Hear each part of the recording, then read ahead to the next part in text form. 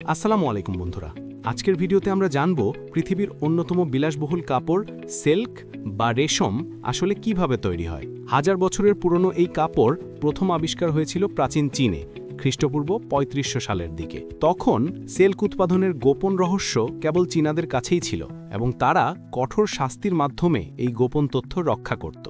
বাংলাদেশের উত্তরবঙ্গ তথা রাজশাহী সিল্কের জন্য বিখ্যাত, আর আমিও এইখানেরই সন্তান। চলুন দেখে আসি রেশম যাত্রা।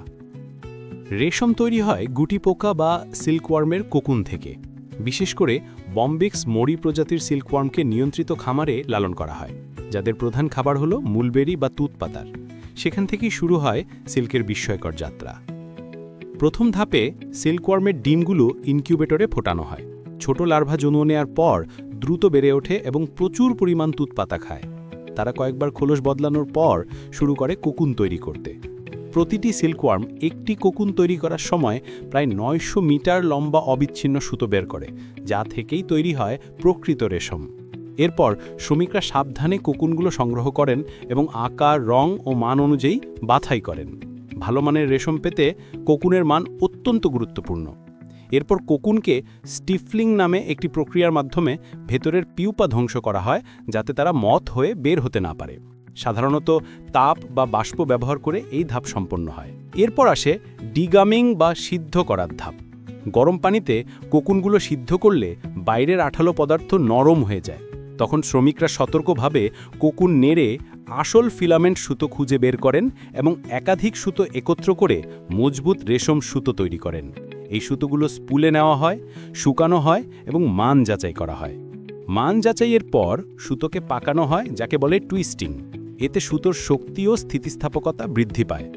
এরপর সুতোর উপর আরও পরিষ্কারকরণ করা হয়, যেন কোনো ময়লা বা অবশিষ্ট আঠা না থাকে। কাঁচা সুতো প্রস্তুত হলে আসে রং করার ধাপ। প্রথমে ভালোভাবে ধুয়ে সমস্ত অমিদ্ধ সরানো হয়, তারপর উষ্ণ পানিতে বিশেষ রং ও রাসায়নিক মিশিয়ে সুতোগুলো ডুবিয়ে দেওয়া হয়। নির্দিষ্ট তাপমাত্রা ও পিএইচ মান নিয়ন্ত্রণ করে সুতোগুলো সমানভাবে রঙিন করা হয়। রং করার পর সুতোগুলো ধুয়ে শুকানো হয়। এরপর শুরু হয় ওয়ার্পিং প্রক্রিয়া, যেখানে হাজার হাজার সুতো সমান্তরালভাবে সাজিয়ে লুমে বসানোর জন্য প্রস্তুত করা হয়।